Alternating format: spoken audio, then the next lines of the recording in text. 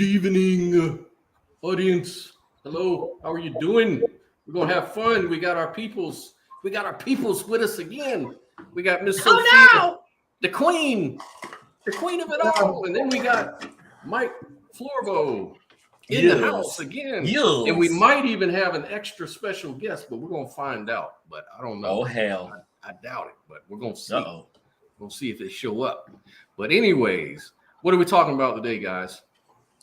So today we're going to talk about culture and where it came from in America, specific cultures that especially Black people seem to embrace, but not only, but especially. So we're going to talk about it, and we're going to see what type of outlook Thomas Sowell has on that, and we're going to cover and react to one of his videos. Who the hell is Thomas Sowell? Let us know, Mike. So Thomas Sowell is basically a long time, I'm talking going back like the last 50, heck, almost 60 years, maybe even more, as a philosopher, economist, author. The guy's got a phenomenal story. If I'm remembering it correctly, I'm just kind of going off the cuff here, because I didn't really prepare for this because I'm in the middle of moving, which is why you see moving boxes in the background.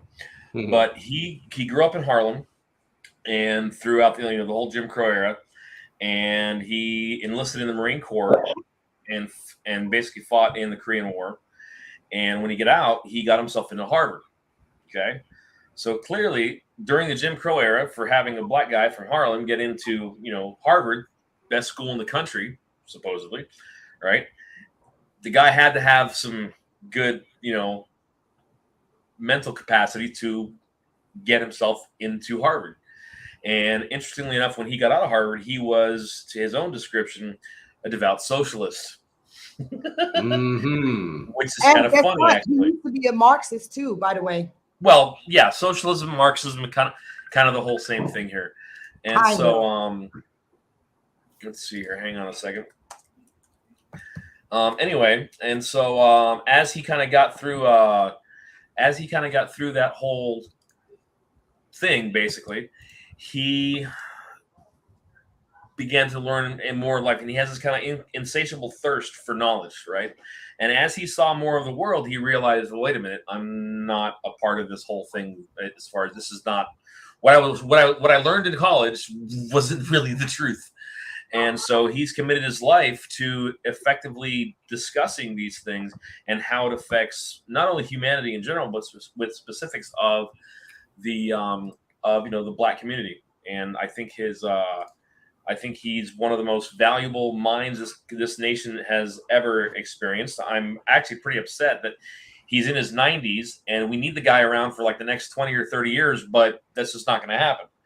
So if you're not familiar with Thomas Sowell, get familiar with the guy, because the guy is absolutely brilliant, and he's one of the least appreciated, greatest minds this country I think has ever seen that is living, and his legacy I hope will go on for the next 2 or 3 centuries. Cool. Well, we're going to learn a little bit more about him. We're going to do a reaction to a video of Thomas Sowell regarding the topic, about culture, Black culture, and things like that. What were we going to say, Sophia? I was going to say, I think it will, because you have a lot of Black people now that are thinking outside of the box and are no longer just, adhering to the plantation. Yeah. That same plantation mentality that's been going on, and we've been talking about that for the length of this show, as long as we've been having it.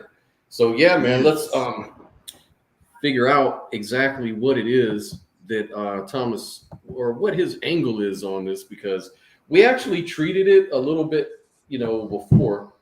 What's going on? There we go. Something's going on with my software.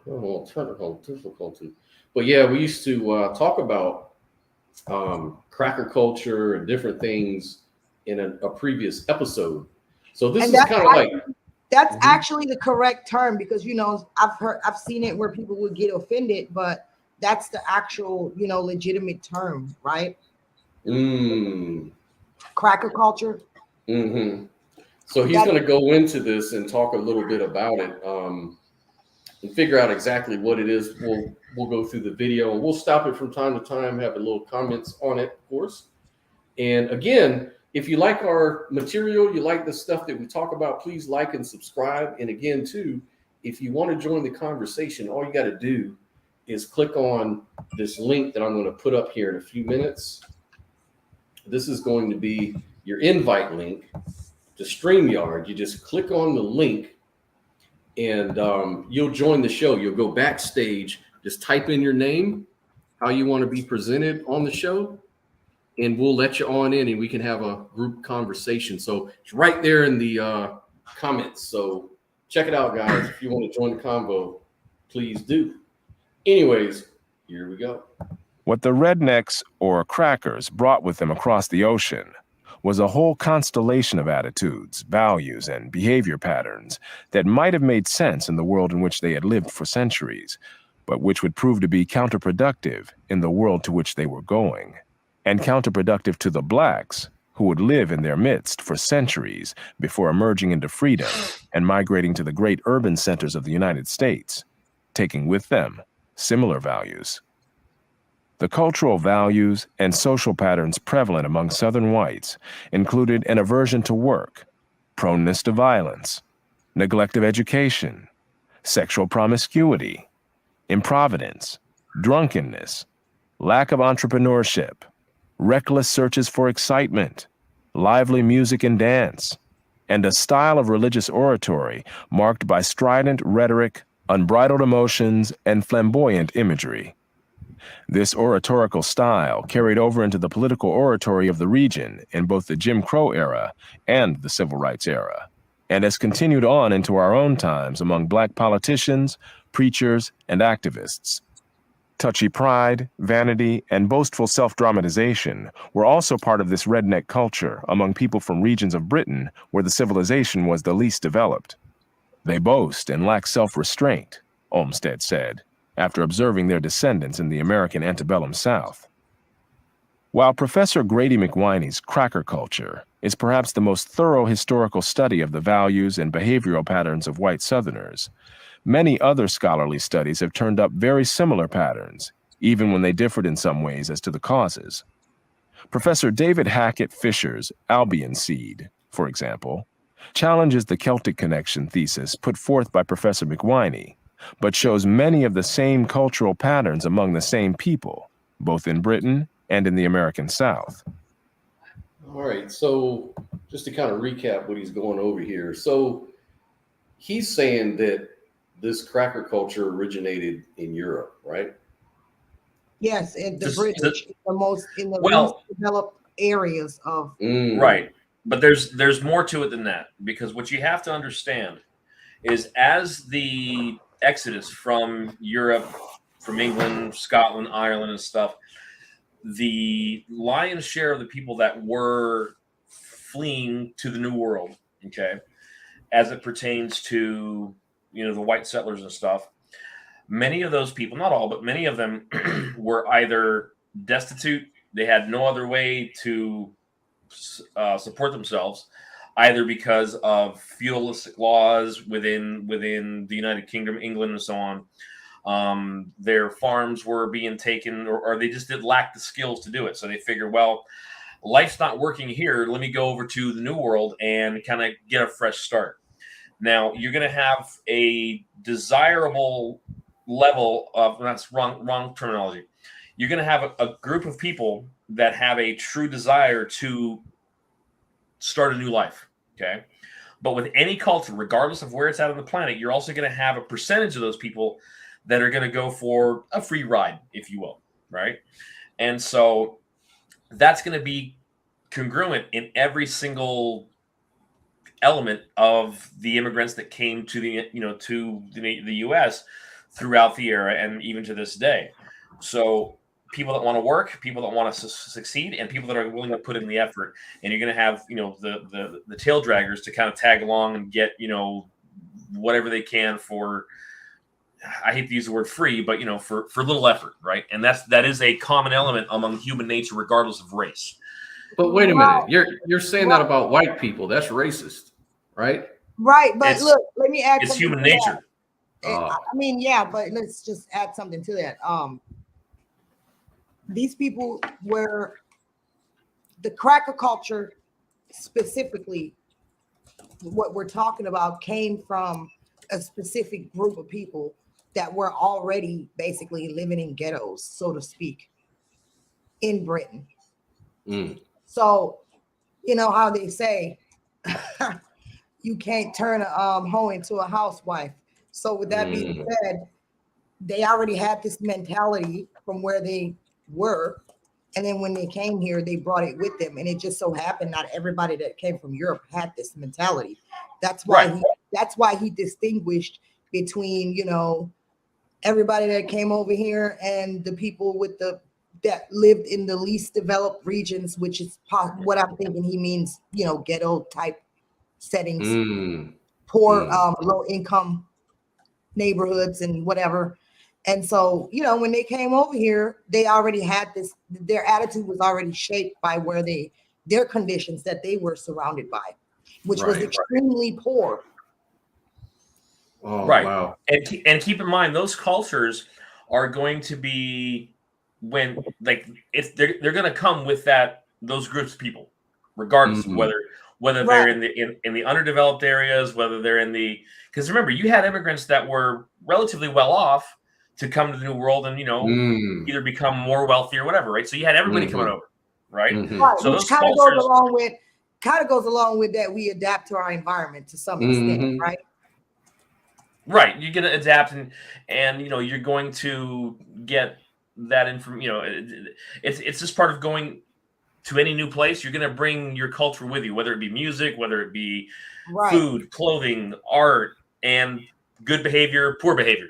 Right, you're going to get everything, and that's not unique to a single race. That's just, again, human nature. Yeah. Right, but I don't think that nobody's saying that. No, I know. I'm just kind of laying some groundwork. There. Yeah. Yeah. Okay, well, let's go. Okay, cool. Popular writings of the 19th and 20th centuries have likewise described similar behavior, including the Indianapolis residents' comments on white Southern migrants to that city, which sounds so much like what many have said about ghetto blacks. None of this is meant to claim that these patterns have remained rigidly unchanged over the centuries, or that there are literally no differences between whites and blacks in any aspects of this subculture. However, what is remarkable is how pervasive and how close the similarities have been. Centuries before Black Pride became a fashionable phrase, there was Cracker Pride, and it was very much the same kind of pride. It was not pride in any particular achievement or set of behavioral standards or moral principles adhered to. It was instead a touchiness about anything that might be even remotely construed as a personal slight, much less an insult, combined with a willingness to erupt into violence over it. New Englanders were baffled about this kind of pride among crackers. Observing such people, the Yankees could not understand what they had to feel proud about. However, this kind of pride is perhaps best illustrated by an episode reported in Professor McWhiney's Cracker Culture. When an Englishman, tired of waiting for a Southerner to start working on a house he had contracted to build, hired another man to do the job, the enraged Southerner, who considered himself dishonored, vowed, "Tomorrow morn I will come with men and 20 rifles, and I will have your life, or you shall have mine." Damn. In the vernacular of our later times, he had been dissed, and he was not going to stand for it, regardless of the consequences for himself or others. Damn, man. So basically they had this, like, what we would consider a thuggish type of attitude. Yeah, man. That sounds like some street type shit. Hell yeah. Well, yeah. I mean, that's what it sounds like.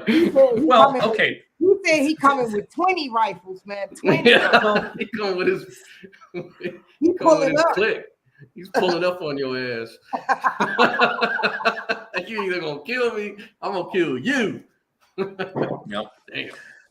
Well, here's the thing. You know, when you look at the criminal element. And again, I'm speaking in just human condition situations. It's not a racial thing.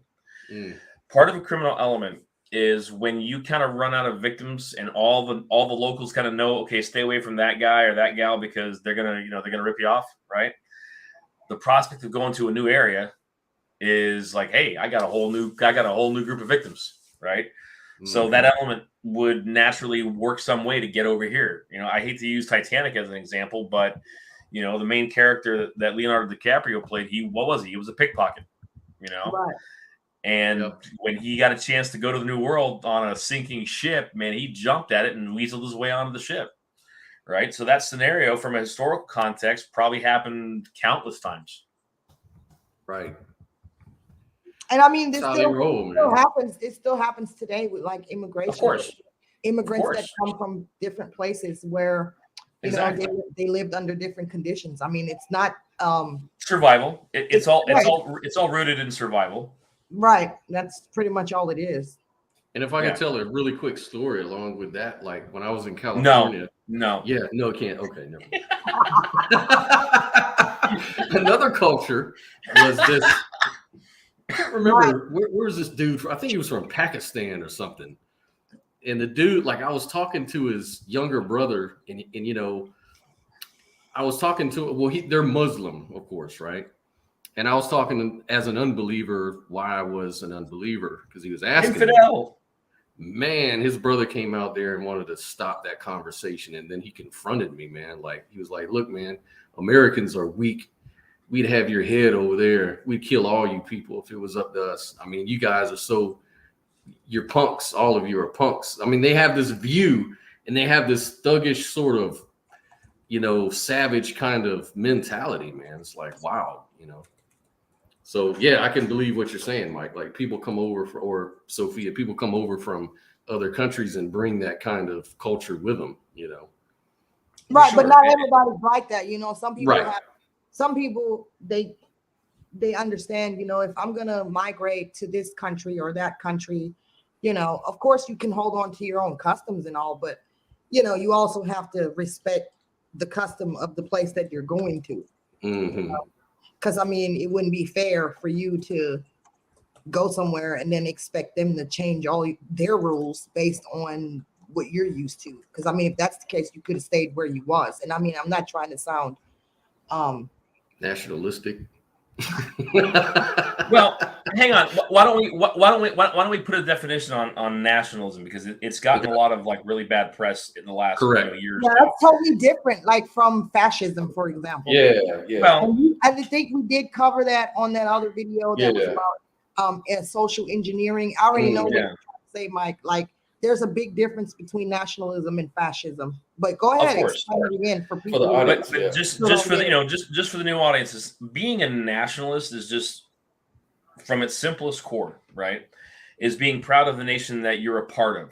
Now, in America, makes it different because we have people from all different nations coming here to kind of participate in the American experiment. The United States is the only nation that openly and wants to bring in people from other nations to kind of make this melting pot of what makes the United States great. Nationalism in other nations is different because it's more based on their not just their individual culture, but their racial makeup and their their national origin, right? Mm-hmm. Their religions, all those things kind of come into play. So a Norwegian nationalist is going to be, well, I'm very proud to be Norwegian. And and any other nation, you can do English, you can do Spain, Italy, France, whatever, and they're nationalists for there because that's where they live, that's what they do, right? But America is unique. The United States is unique in that we can become nationalists by just coming in and joining and participating in the great experiment. It's one of the few nations that I know of that you can go into and be like, okay, well, after this arduous that needs to be streamlined process of becoming American, you can't really do that in many other nations. I don't think there's very many nations that you can. Can I ask you a question? So Yeah. would it make sense to be a nationalist in America? Would that even be possible since we have basically a melting pot and different cultures and diversity? Like, how could you? Yes. You could be. Yes. Absolutely. And the reason why is because for whatever reason, you or your ancestors, right? For whatever reason, they left from there, wherever there is, and they came here because it was a better opportunity, right? even for the criminals, it was a better opportunity, right? Right. And so, and I say that, tongue in cheek and stuff, but my point being is that for whatever reason, why you or your ancestors, your family, whatever came here, they believed in the marketing's not the right word, but they believed in the dream, right? The dream that you can go to somewhere else, start a new life, and from humble beginnings become far better off than you were in the past. Does it work for everybody? Of course not, because part of it's going to play into individual effort. Some of it's going to come into I don't know. I a little bit of luck. I don't know about humble beginnings with the whole. Well, consider. Well, consider. Right, but consider, even on the whole slave trade, when you look at the culture of the origin of the slaves that were sold into the Atlantic slave trade, right? Like when I was a kid growing up, they, like my teachers and stuff, made it seem like these white Europeans were just going in through and sweeping through the fields of Africa and scooping up. I'm not even trying to go there because I'm not saying that, because I know slavery was everybody engaged in slavery. Right. It was a global cancer. It was the way of the world. But it wasn't because of humbleness, is what I'm saying. Like back then, in those days, it was more about survival than anything. Right. But that's not the point that I'm getting at. Is even the people that came over through the slave trade, okay, where they were before, in many instances, not always, but in many instances, they came to a better place even while in shackles, right? Because at least maybe they were sold a big lie that, okay, well, you can only, you'll be a slave for 5, 10, 15 years and then you'll be free, right? Okay, cool, sign me up. Not saying that happened all the time, but that scenario I think is quite plausible, right? So when you look at the Black American culture throughout the years, even with all the hardships that are valid and completely, salient for the topic of discussion, okay, those people from where they came from are in better shape now for the most part than their ancestors were in the past. Okay, a good example is you take immigrants that are from, say, Nigeria, from Ghana, from any Western African nation, and in the modern era, and they come to the United States now, right? I think it was Black Entrepreneur Magazine came out with an article talking about how those immigrants, those African Americans, literally African Americans, they have a 77% higher chance of becoming more successful than their American counterparts. Right, but that's now. So I wouldn't agree with that, because that's now. So we don't really know the conditions of, every African place back then. Of course not. Of course not. And they had different tribes, different cultures. Africa is so big. There's really nobody that's doing the same thing. They speak different languages. They have different belief systems. With that being said, so we don't really know that they would, that we can't say that. That's just going to piss a lot of people off. You know what I'm saying? Like, well, but with the level of accuracy, if you understand kind of how humanity evolved over the millennia, right? It's not a stretch of the imagination to say that scenario, while maybe not the most common, well, the reason I say I would be careful with making that kind of statement, because it can be taken as like, oh, well, you should thank us for getting you out of a shithole, basically. No, and I'm not saying you're saying that, but it can right. But I'm clarifying. Taken that way, yeah. It could be easily misunderstood that way, because there are people on the far right who will say that. They will say, well, I don't know, why are you fucking complaining? Well, because, they're stupid. So we're so underdeveloped. If it wasn't for us, you would be still eating flies on shit or whatever, Well, hey, there's I mean, a few years ago in Kenya, between Kenyans, there was that whole argument you're talking about was a serious political argument. Like there's a group of Kenyans, and they usually break it down by tribes. And usually the only tribe that kind of supports the British are the Kikuyu tribe, I guess, which is odd because they sort of overthrew the British back in the 60s. Yeah, but they probably have sold our ass into slavery. yeah. They're like, their whole thing is like, if it wasn't for the British, we wouldn't have all of these wonderful industries and the railroad and all these things that we have that built our economy up. And then you've got the other side that are more like village people that are like, no, the British, the evil white man came and they screwed us. and stuff like that. And then I think the argument that the villagers make is that, well, the Kikuyus only say that because they're in good with the British now, that they've kind of created their own thing. So now there's political allegiance with not just the British, but with America and all these other, developed nations. And so they're just saying they just sold out. They just sold us out, But anyways, I don't want to get off topic, but. Right. I mean, yeah, I would agree. And I agree with Mike, that can be the case for some of them, but I wouldn't say we can just apply that as a general, perspective, because I mean, there are people who hold dear to their ancestry and don't want to trade it in for anything else. As they should. Right. Well, see, that's the thing. As they should. The villagers in Kenya are kind of like considered the hippies over there. And then the Kikuyus, the political tribe, they're kind of like the far right over there, Right. So they have that little dichotomy in their, rhetorics and stuff. Right. Well, let's go on with the video. Let's do it, Mike.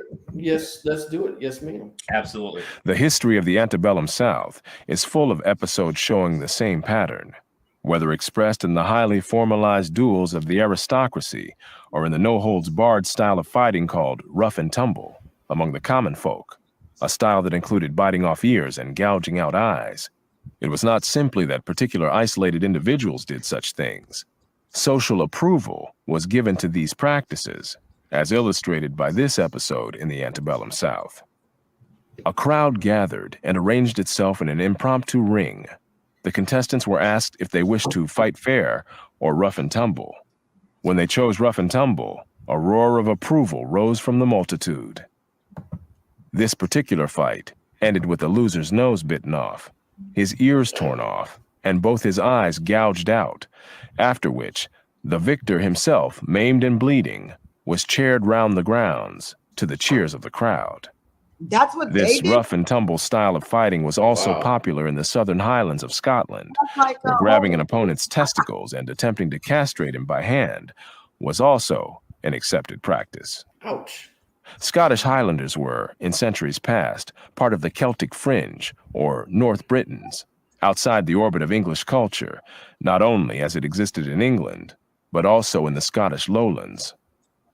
The Highlanders lagged far behind the Lowlanders in education and economic progress, as well as in the speaking of the English language, for Gaelic was still widely spoken by Highlanders in the 19th century, not only in Scotland itself, but also in North Carolina and in Australia, where immigrants from the Scottish Highlands were unable to communicate with English-speaking people, including Lowland Scots who had also immigrated.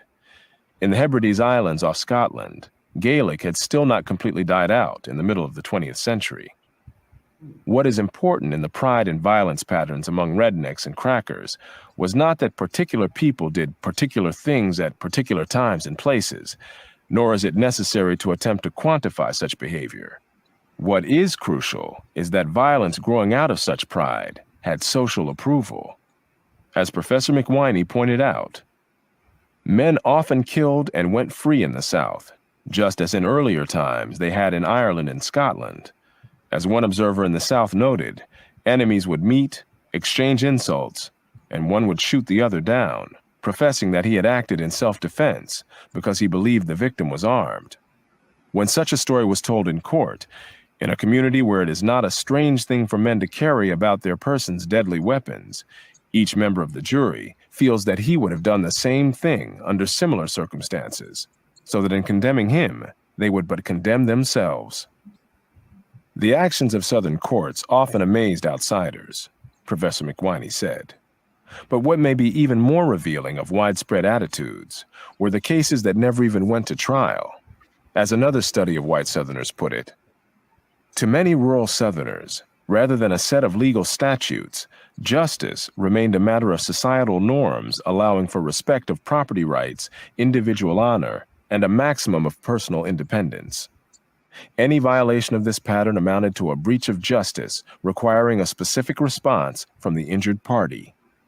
Upon learning that a youthful neighbor had approached his wife in an overly friendly manner, Robert Leard of Tangipahoa, Louisiana, promptly tracked the young man down and killed him.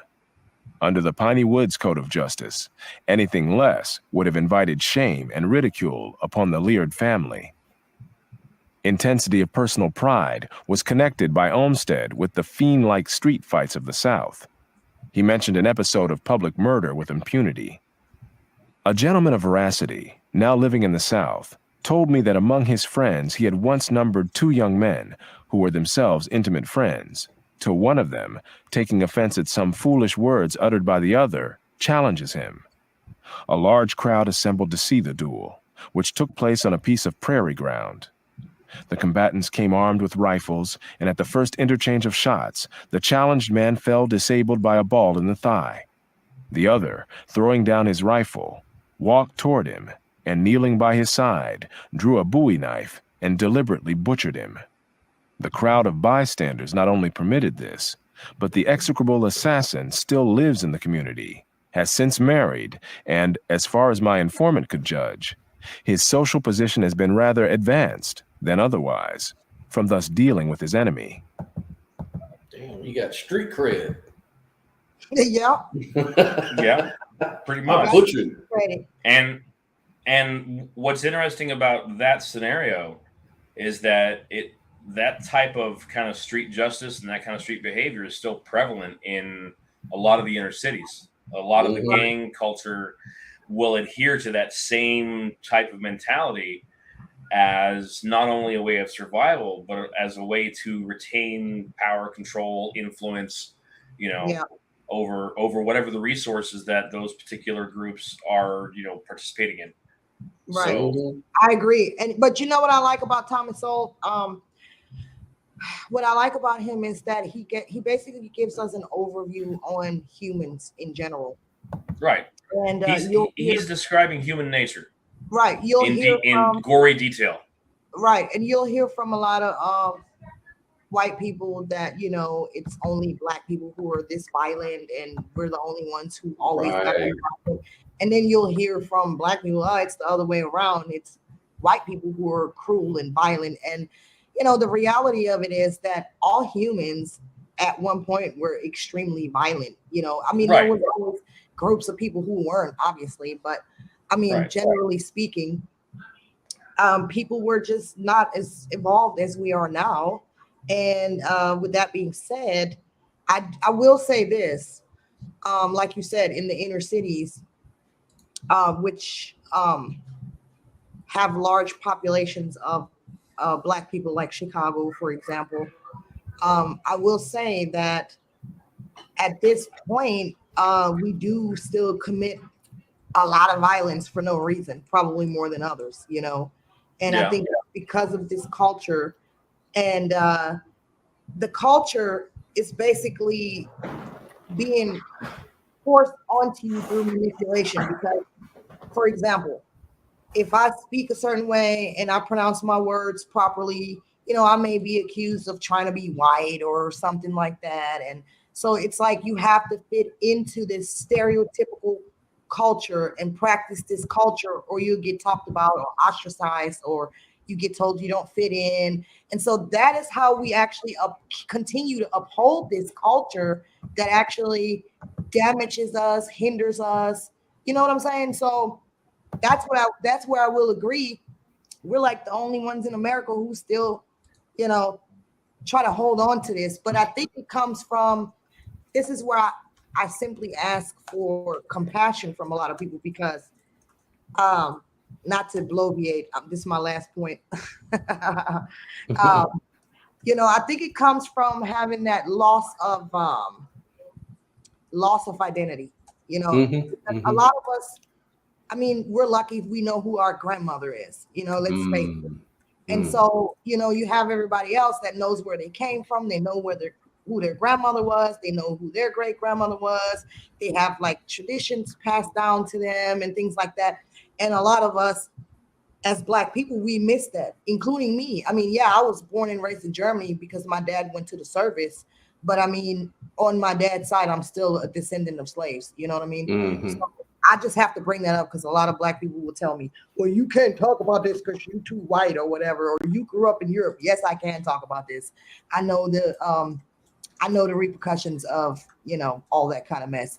Anyway, with that being said, I think that's that pride, it's the lack of identity is being replaced with pride, so to speak, Well, is it being replaced with pride, or is pride the ultimate root of, because going back even to this what parts of the documentary that we've talked about, pride was always kind of like the fuel to the fire, right? Somebody got slighted, and that the other person who was slighted for whatever reason, right, no matter how minuscule, they took that as some giant affront to where death was the only remedy for being offended, in effect. The way that I see pride as a mystic, I know everybody laughs at me for saying that, but basically that just means being a spiritualist, I guess. I'm not religious though. I don't subscribe to religious doctrines. Anyway, pride is usually something that you use to cover up something else, some type of weakness.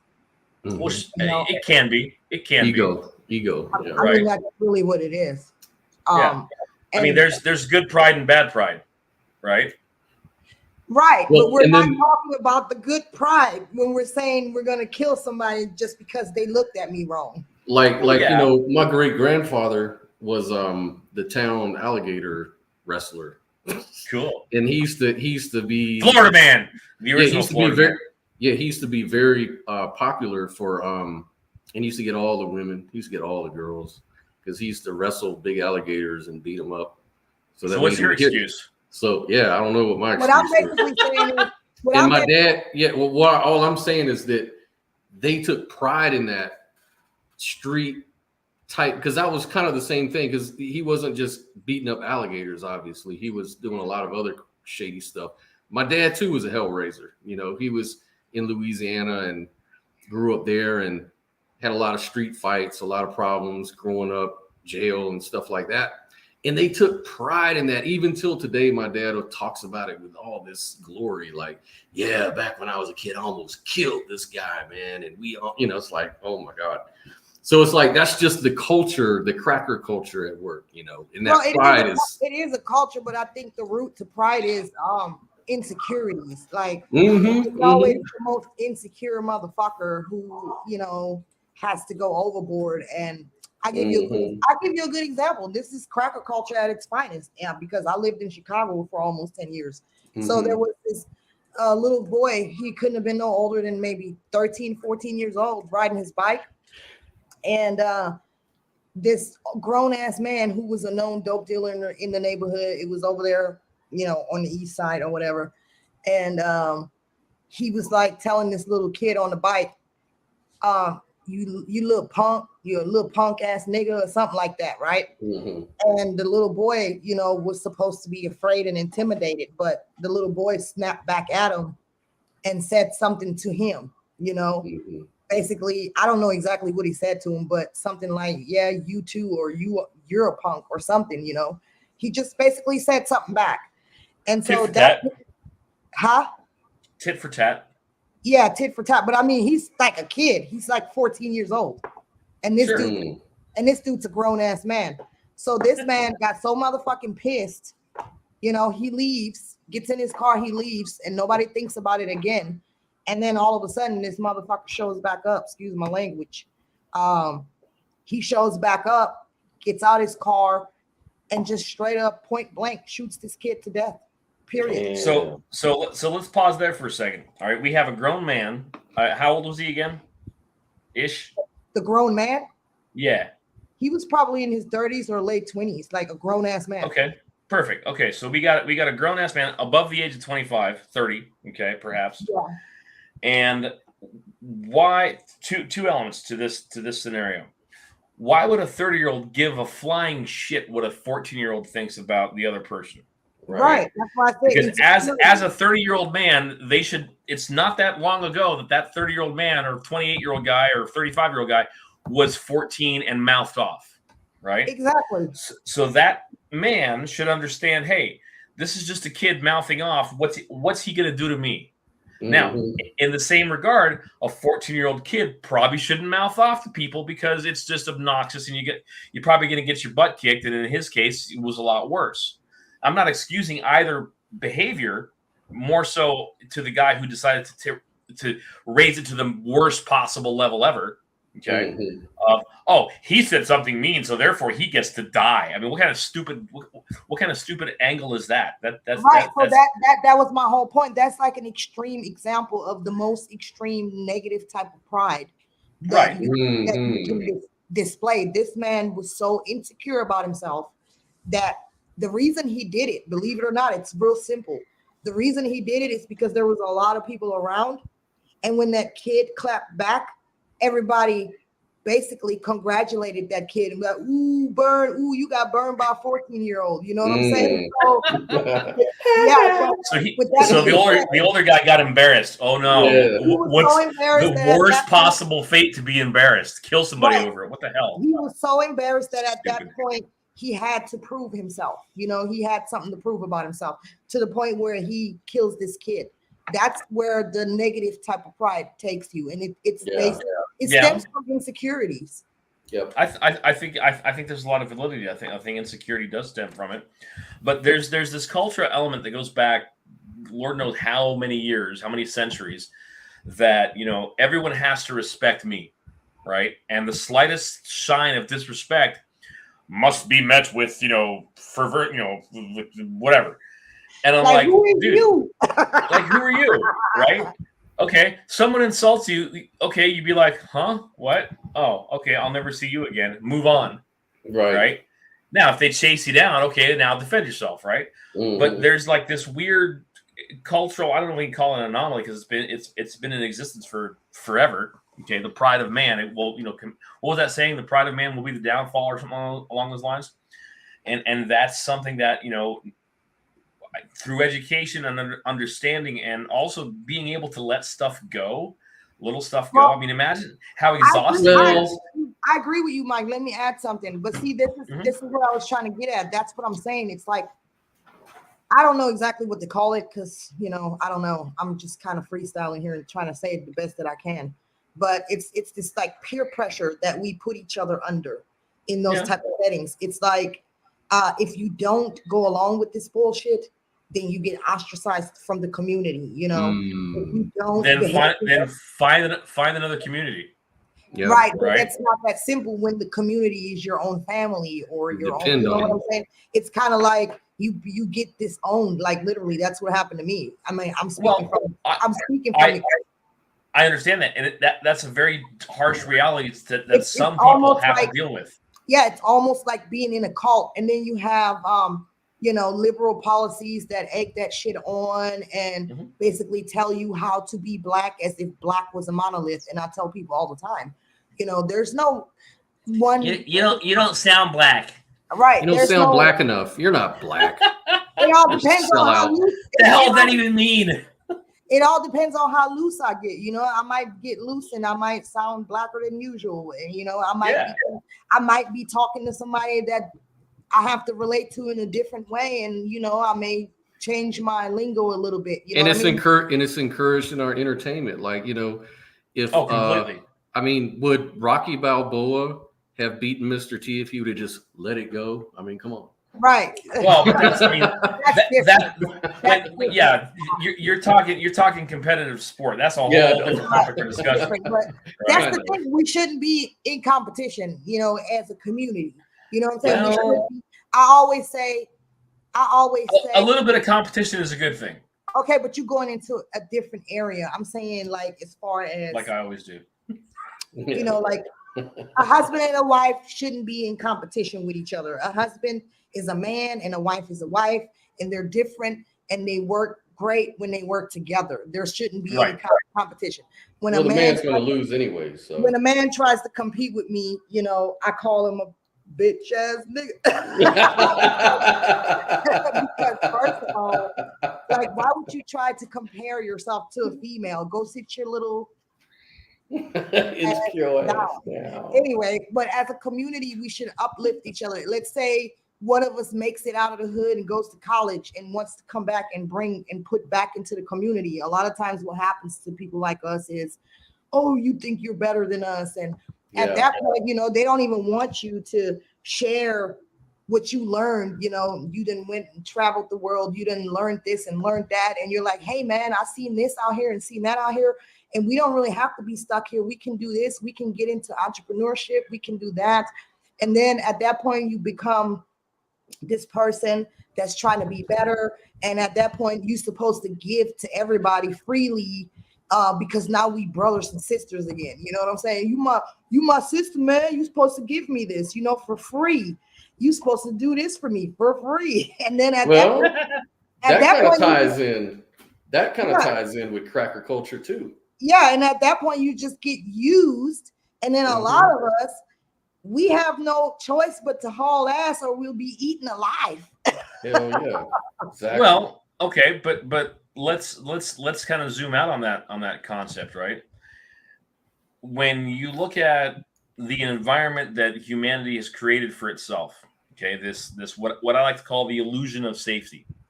All right, at the end of the day, we exist on this spinning ball of rock floating atop, trillions of tons of molten lava, and the planet spinning around at 1,000 miles an hour, hurtling through space at 200,000. Simulation, but that's not a story. Yeah, exactly. But the whole concept of safety is something that we've created for ourselves, and at the end of the day, we got here through some very, what we would consider now horrifying means, right? Because that's how our minds developed, and the kind of the art of survival. And right. that brutality that required, the civilization to actually come into existence. We've carved out a pretty safe place for ourselves, and at any given time, it can be wiped out by some giant meteor. There you go, right? Yeah, so we should appreciate it, right, while we can. Right. This obsession that especially over the last 25, 35 years with, everything has to be safe, everything has to be covered in Nerf. We have to do all these things and pay all these exorbitant taxes to keep it safe, right? It's not. It's we live on a dangerous planet because Hold on, you just lost me. So we pay taxes so we can be safe. Hold up. Say that again. I'm referring to like this kind of environmentalism stuff, to where the only way we can be safe and stay safe is to pay these politicians more and more and more and more never-ending taxes to perpetuate the illusion of safety. Yeah, right? Well, that's some bullshit. We know that, right? Exactly. Anybody and all it is a grift. Right. Yeah. Amen. Amen, Mike. Amen. Can the church say hallelujah? Preach on, brother. Preach on. Preach on, brother. And then I wanted to talk about the flamboyant shit.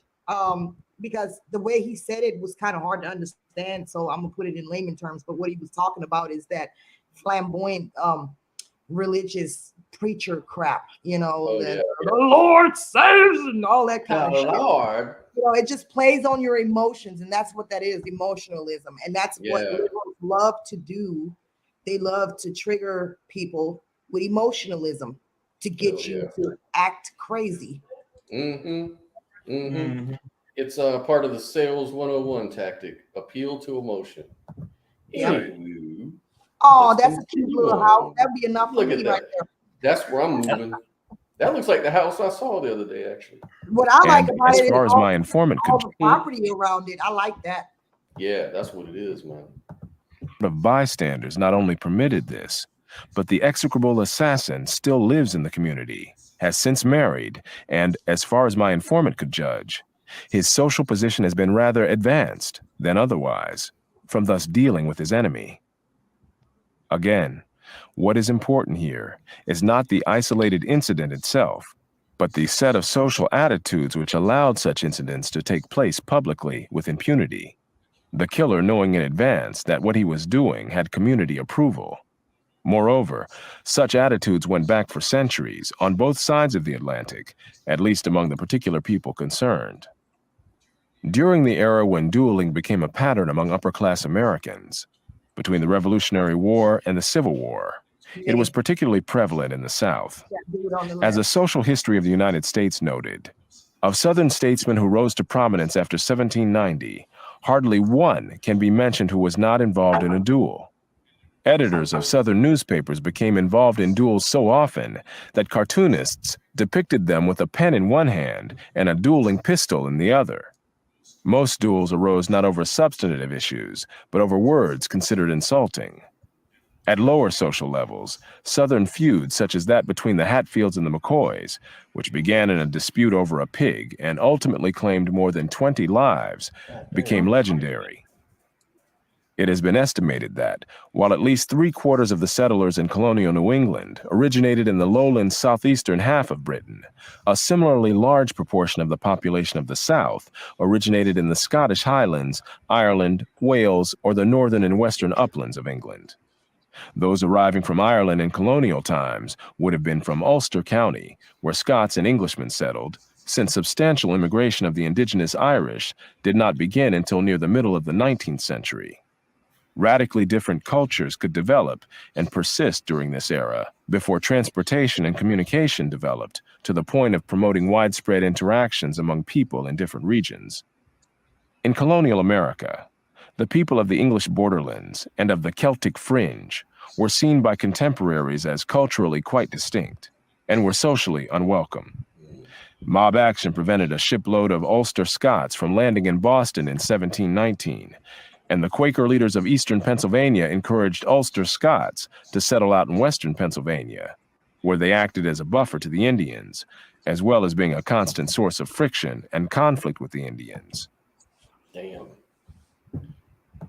Sophia, I challenge you to a duel. I'd like to take a glove and just smack you guys in the mouth. I challenge you to a duel. Your ass go to sleep. I challenge you publicly.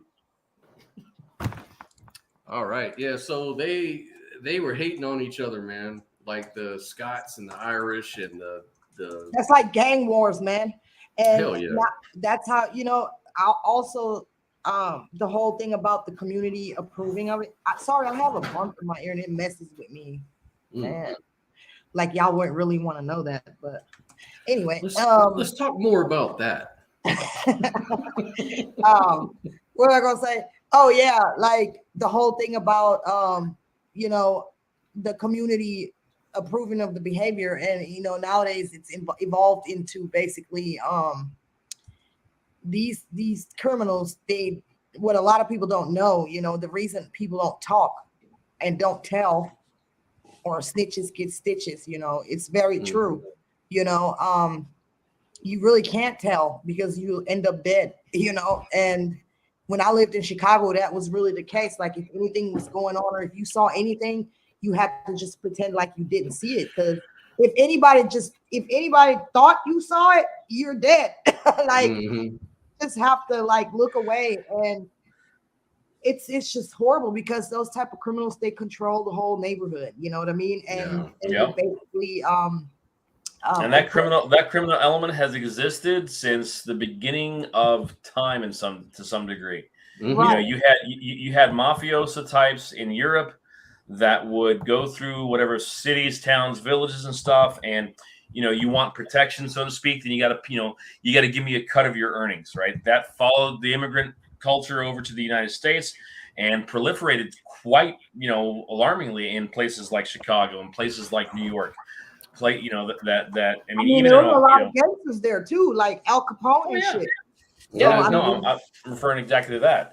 But Al Capone was just one of hundreds, if not thousands, prominent gangsters throughout the entire era from the turn of the century all the way Hatfields and McCoys. Yeah. Well, that was more of a family dispute, wasn't it? Family, but they that was that same thing, that whole street justice thing, Mm-hmm. But and keep in mind, even our presidential, in history, you had duels. What was it between Hamilton and Aaron Burr? Right. That's how Alexander Hamilton died. While I think he was still in office, wasn't he? They had a duel in the street. I mean, here we got the U.S. president dueling with somebody. I mean, can you imagine that nowadays? We need to bring that shit back. Can I ask back. a question though? Can I ask a question? Yeah, you sure can. My question was, I didn't actually study this or research it, but I heard some about it. So I just want to ask if I'm right or wrong, if y'all know. But apparently the Italians at one point were treated like, second-class citizens, and they were just like everybody else at some point in time. So with that being said, they were they were really poor, couldn't feed their families. And so bootlegging liquor and things like that was kind of a way to feed their families. And I can say that's true because I used to be caught up in that type of stuff long ago. So, don't hold it over my head. I don't do shit like that no more, but I used to be caught up in that. And in my mind, with baby daddy abandoning me and the kids, I'm like, okay, we still got to eat somehow. And so I got involved in crime. And I think poverty definitely breeds crime. Breeds corruption, yeah. And at the end of the day, you have to put in the effort to become something, and you have to do what you got to do to secure your future. That's right. But if you're living in a system where there's bullies who wants to hoard everything, then I can kind of see why it would be so imbalanced. You know what I mean? Right. Yep. Well, and let me kind of address it, because obviously your experience is different than mine, right? And that's whatever you did to survive. I understand that. I get it, because obviously not everybody's going to have kind of the same opportunities, if you will. But my experience kind of growing up, I had more than ample opportunities to get involved in like a criminal element. And so, well, I wouldn't say it was an opportunity, because it was more like this. In Chicago, it's real simple. You have to become a killer or you get killed. You see what I'm saying? That's just how it is, man. That's the law. But is that for everybody, or is that just for a segment of the Chicago element? That's a big. It's not everybody, obviously. It's just the inner city. So then the question I have, hang on. The follow-up question to that, for those that live in Chicago that don't get involved in those inner circles, that are equally as poor, equally as disenfranchised, whatever word you want to use, how do they stay out of that element? They don't. Those who don't get involved, they leave. They don't stay there, because you're going to be involved somehow, way or another. If you're there, they leave. You have to leave. Get out of there. Chicago is the type of place where you can get shot just going to the gas station, literally. Sure. Right. No. I get the victim side of it, but getting involved. It's not even victim. Element. It's not that you a victim. That's just the way of life. It's the wild, wild west, like literally. And you really get involved in some kind of way, no matter what. Like everything's corrupt. Everything. Sure. Everything's bootlegged in Chi-Town. Right. Everybody's involved in something. That's just survival over there. I came from Germany, being sheltered by my foster parents and never seen any kind of crime, and going to places like the Ninth Ward in New Orleans, where my dad was from, and then going from there to fucking Chicago, to the South Side and the East Side. And I never could have imagined or dreamed that I would ever be a part of anything like it. That's some shit I would have seen on TV. You know what I'm saying? So with that being said, if even somebody like me got caught up in it, how do you think the people who grow up in that shit are caught up? Like, you know what I'm saying? Like, I'm not saying we don't have no self-accountability. That's not what I'm saying at all. I'm just saying, like, it's such a dark place. It will, suck you down, man. Suck you into a hole. The message there is get the hell out of there. Yeah, there was people telling me to get the hell out of this city, and then they would realize right away that I'm not from there, and they would say, just perfect strangers would say to me, "Hey, man, you don't look like you're from here. You need to take your kids and get the hell out of here, because this city gonna go up in flames." And I didn't even know what they were talking about. When they say go up in flames, or my block is wet and shit like that, like they talking about murder and gun violence, spilling of the blood and all that, and they just have their little slang words for it, and I didn't even know what the hell they were like, what they were saying. I was just an unsuspecting idiot, basically. And then you have to learn to be, at least appear like you a criminal, and and as if you could be just as violent as them, or you're not gonna make it. Right. Yeah, that's how it is in those neighborhoods, and it's mimicked the cracker culture. Hell yeah. It was not just in the North that crackers and rednecks were considered to be undesirables. Southern plantation owners with poor whites living on adjoining land would often offer to buy their land for more than it was worth in order to be rid of such neighbors. Because there were no racial differences to form separate statistical categories for these North Britons and for other whites who settled in the South, or in particular enclaves elsewhere, indirect indicators must serve as proxies for these cultural differences. Names are among these indicators. Edward, for example, was a popular name in Virginia and in Wessex, England, from which many Virginians had emigrated.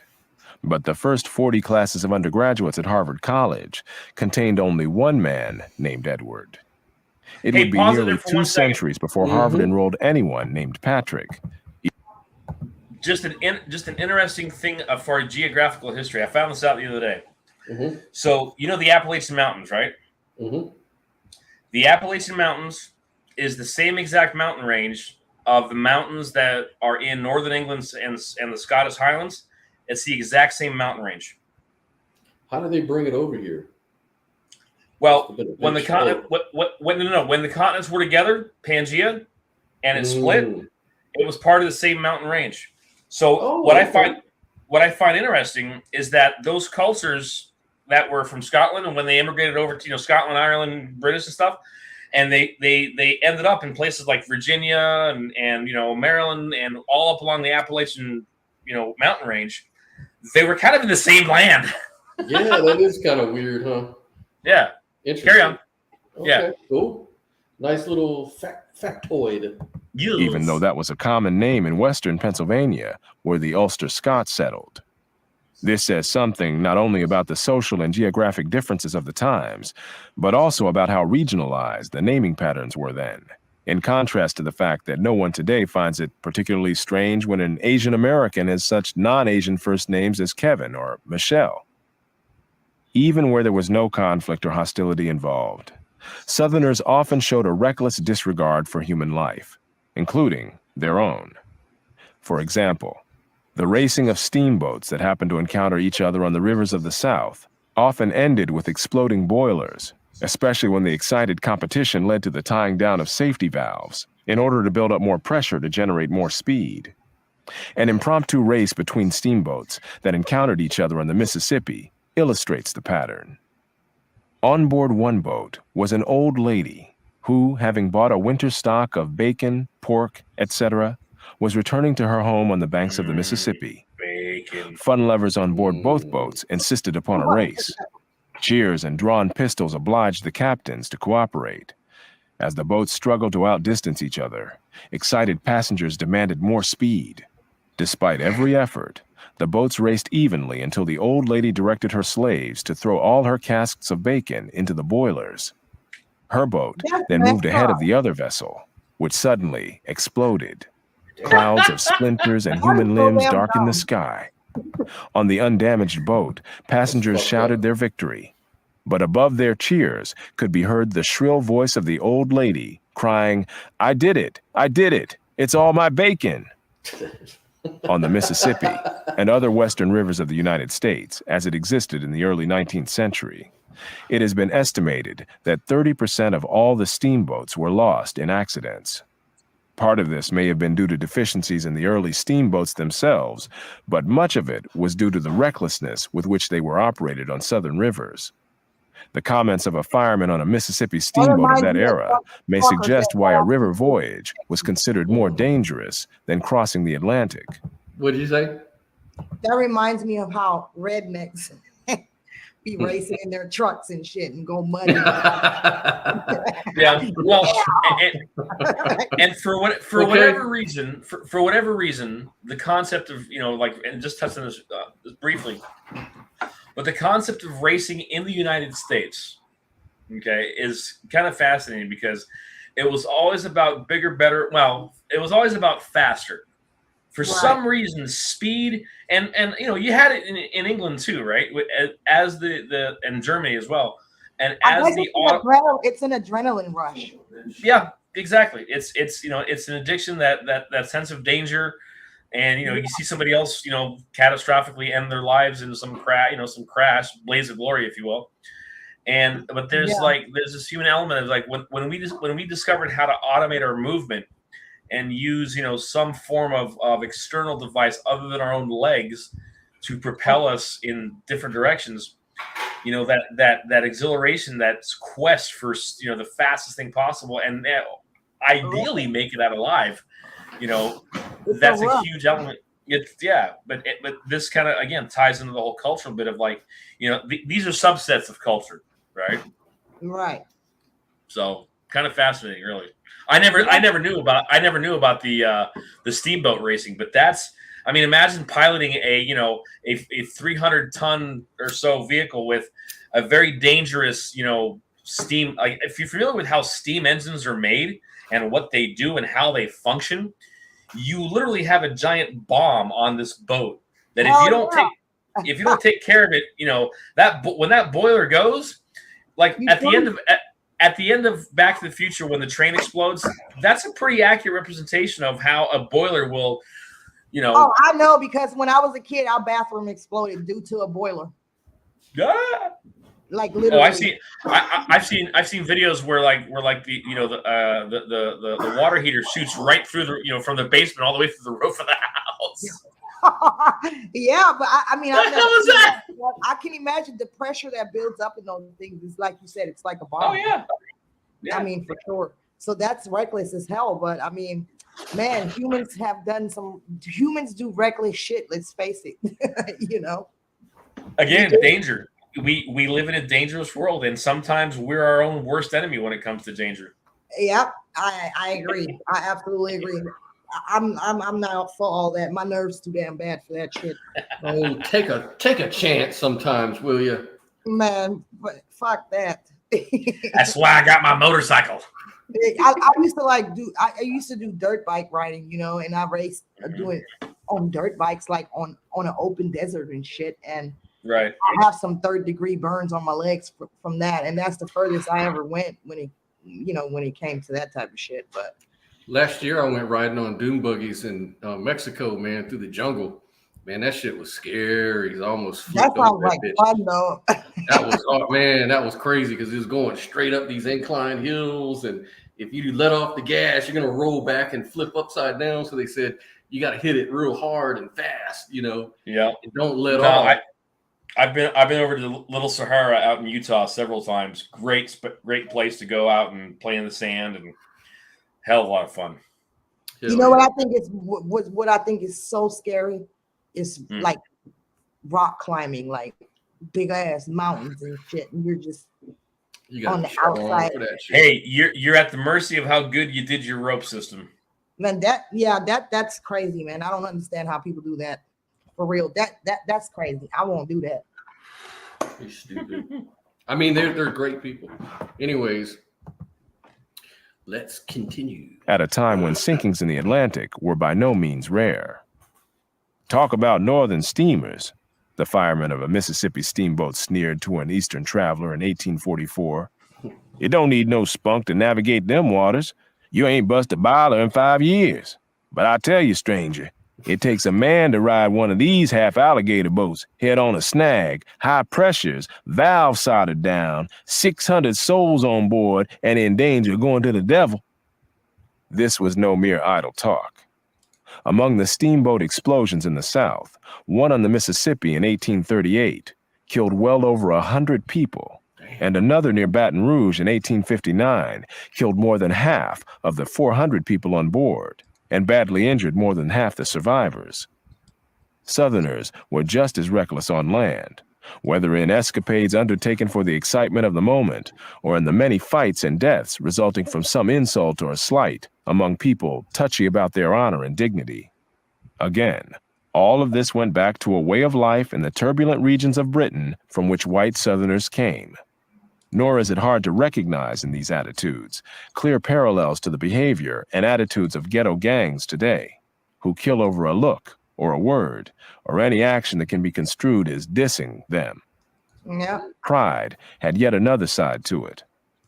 Among the definitions of a cracker in the Oxford Dictionary is a braggart, one who talks trash in today's vernacular. A wisecracker. More than mere wisecracks were involved, however. The pattern is one said by Professor. Wait a minute. That just blew where my did mind. this whole definition come from? Was that another invention by Democrats? They say that the word cracker came from the slave master cracking his whip across the back of the slave. I don't know. You know, that's something we did look at because that's true. We hear wisecracker. I've heard that explanation before, and that's, you know, but from what it sounds like, I mean, that may be just a parallel definition. Right. You know what I mean? Right. I don't know. I mean, that's just what I heard. I don't know though. Well, I think I'm looking it up right now because I wanted to check that out. What really would interest me is why they were different. Okay. Those British people, but why did they get why were they the particular group in England that, you know, why were they like that? From what I'm reading here, this is by, you know, NPR's website. It's like the first thing that came up. All right, that's already suspect. It's already suspect, but it's just I was really interested to see what would they say, right? Because we hear a lot of different things, but they pretty much say the same thing, that cracker, the old standby of Anglo insults, was first noted in the mid-18th century, making it older than the United States itself. And it was used to refer to poor whites, particularly those inhabiting the frontier regions of Maryland, Virginia, and Georgia. And it's suspected that it was a shortened version of whip cracker, since the manual labor they did involved driving livestock with a whip, not to mention other brutal arenas where those skills were employed. So over the course of time, it came to represent a person of lower caste or criminal disposition. So it literally is. It's a parallel definition. Right. That's what. Well, it's I mean, not a bad guess. I guess it would become accurate when the same treatment was administered on to, you know, actual humans, but it originally came from the way you would whip your livestock. Well, what I always thought was the crack was referring to the sound that a whip makes, like it cracks into the air. Yeah. You know? Yeah. And I thought that's where whip cracker came from. Right. Well, and in the context that I heard what they're saying is it came from an older term called cracker that even right. But all I'm saying is it originated with, you know, with those white people from right. Britain. Right. But I guess they started applying the terminology to what was going on during slavery, when actual humans were whipped the same way you would have done your livestock. So it's the same meaning, but two different, I guess. Yeah. Well, a term can have multiple meanings. Yep. Exactly. Well, it has the same meaning. It's just a different group of people, a different. I can't even say a different group of people, because in one instance it was animals that it applied to. Yeah, it's just a different context, basically what you're saying. Yeah, different context. Some context, the word means this. Same word, different context. Yeah. Mm-hmm. Yeah. Exactly right. Let's finish up the video. Whiny, to go back to descriptions of ancient Celts as boasters and threateners, and given to bombastic self-dramatization. Examples today come readily to mind, not only from ghetto life and gangsta rap, but also from militant black leaders, spokesmen, or activists.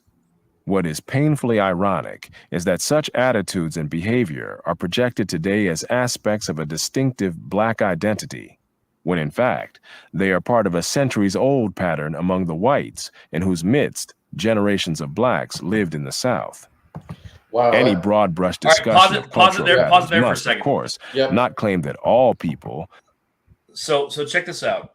And this was a theory, because when I first saw this video about a year ago, all right, I kind of came up with this concept theory, you know, kind of in my own head, where let's look at the individual that came over from through the slave trade, right? Mm-hmm. They're coming to a whole new place where they don't know anybody other than the other people they came with, and they encounter this mindset of the people that were there previously, right? Mm-hmm. The Irish, the Europeans and stuff, and they started kind of commingling with them, hanging out, and learning kind of like, well, we're in a new place.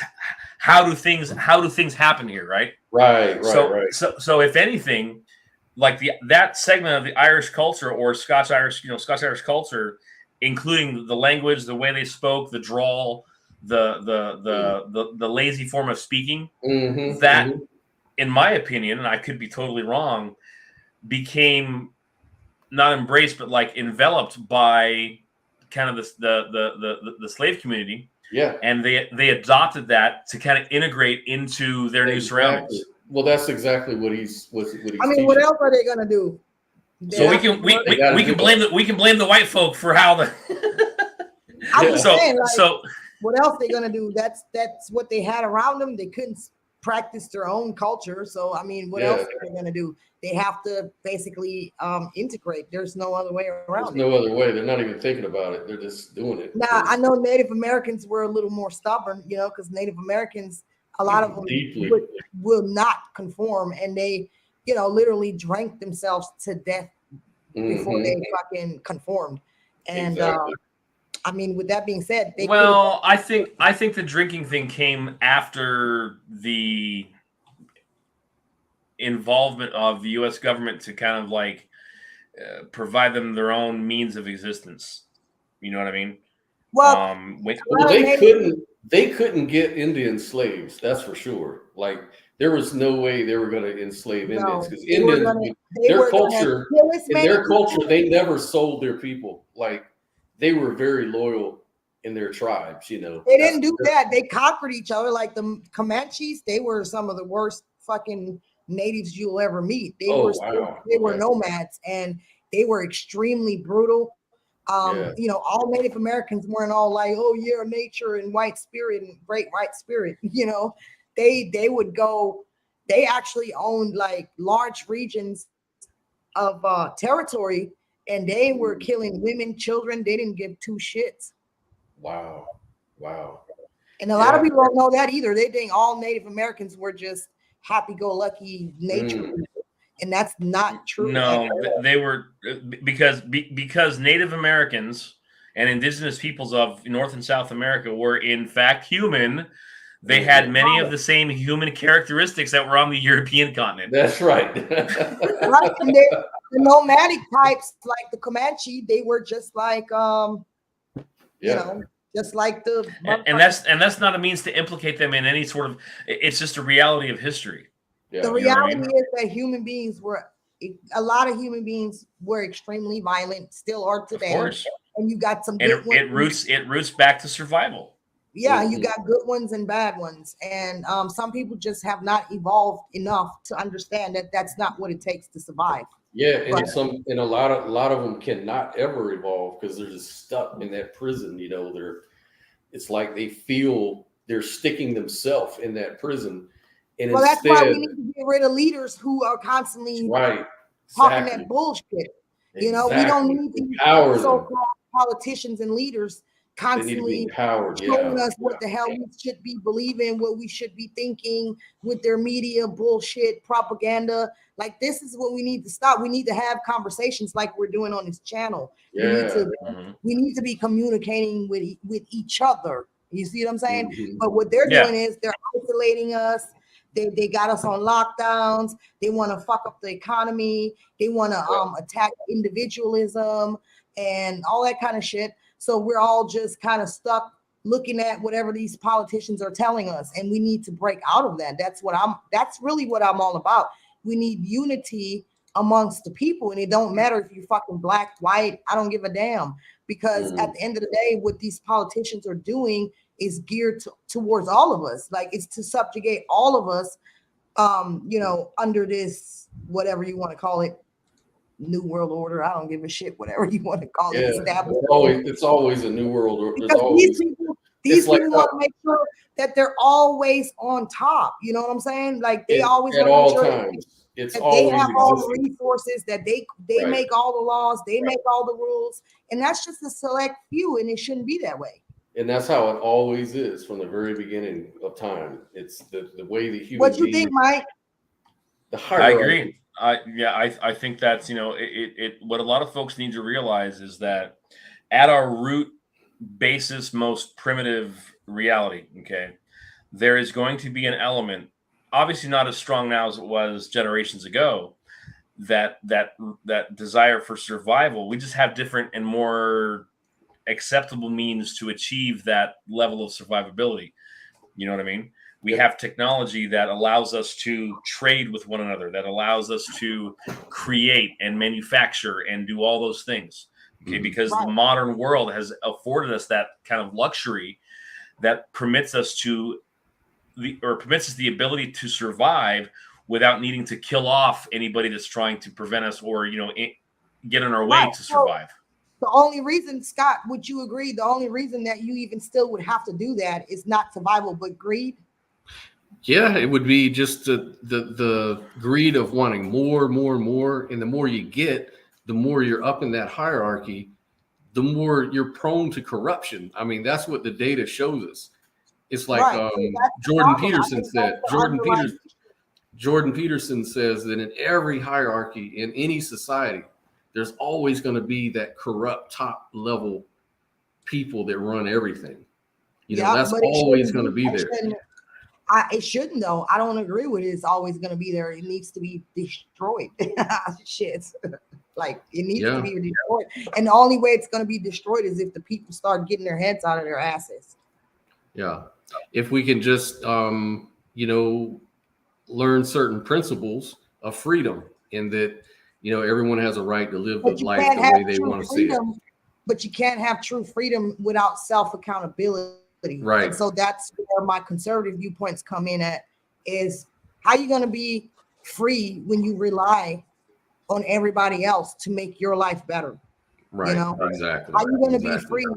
Or how do you expect somebody to love you when you don't love yourself? Right. Well, yeah, of course. It all starts with yourself. It all starts with the people. And we're constantly looking to these leaders to tell us how to live. And I think that a lot of things could be prevented if we, stop doing that. Like, we have to stop doing that. We have to stop letting other people tell us, you need to do this, you need to do that, you need to live like this, you need to live like that. All these so-called standards that we're supposed to be going by. But at the end of the day, like, look at all the diseases that we're facing. I mean, but that's part of the cost of living of existing. We are constantly bombarded and surrounded by infectious things. We can't even go outside and hang out in the sunshine too long because we'll overheat and die.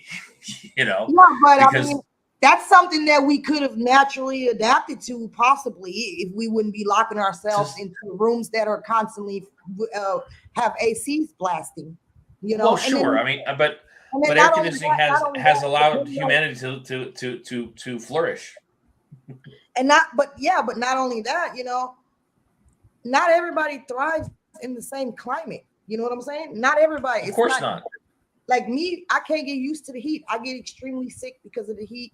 Humidity makes me extremely sick. You can ask Scott. I was sick for like months straight, extremely sick. And it's the weather. I can't do the fucking weather. So sometimes, it's not just, we took you out of an environment that wasn't that good for you, and now you should be happy and thankful. Now, that doesn't work like that all the time. Yeah, that's your German. What you can eat and what your body is accustomed to, my body not accustomed to it. You know what I mean? So those type of things have to be also taken into consideration. And sometimes you just got to live and let live, exactly. But even within those things, they create little hierarchies. And that's always the problem. It's like the people can't stop it. The people are just prone to be tribal minded, to be seeking more power. When you say tribal, what do people mean by that? Because I don't get that. Like, what do people mean? Yeah, tribal means like you stick together as a tribe separated from, like, say, white, black, Israeli, Palestinian, But can that I mean, that's probably a natural occurrence when you have basically one side that's bigger that's trying to oppress the other side. Yeah, well, of course, that's what I'm saying. Exactly what I'm telling you. That's natural. I wouldn't say that those elitist people are tribal. They're fucking oppressors. Yeah. Well, I mean, that's inherent. What I'm saying is that's inherent within human nature, even among small groups that you could either call communities or tribes or whatever. These sort of interplay, those inner dynamics are always at play in groups. That's what groups do. And that's the problem. People can't stop forming groups for some reason. But they just need to when be you more say independent. group, what do you mean? Because as people, we're naturally gonna mingle. We have communities. That's perfectly normal. Republican, Democrat, Christian, Islam, tribal witness, Mormons, like tribalism. everybody. It's all about tribalism. But do you know why those groups can't come into existence? Yeah. Groups in general. It all roots back to survival, because it's a lot easier for a group to survive in either defense or cultivation of resources, land, food, exactly. grains, it's natural. meat, whatever. Right, that's why I don't understand why does the concept of a group breed corruption? I don't get that. Like to me, that doesn't make sense. That's what because I'm saying. think about this. Like anybody who's doing something, like if you're doing a sport or if you're doing a game or you're doing something like that, there's always going to be competition in anything you do, like any kind of business, any kind of thing. There's always going to be competition within society because everybody's doing business, everybody's doing different things. So everybody's competing with each other in that group to be on the top of whatever it is they want to be on top of, right? That's just, it's inevitable. People have that drive. But all groups are not like that, and I don't think it's inevitable. Well, I mean, that's what the history shows. It's like we've got then something's there's a blockage, man, or something, because I mean, there's people. Yeah, there's something. You can live in harmony with one another, and everybody has what they need without one asshole running around wanting to be on top. And that's when the community needs to get together and take your ass off. We need to find that community.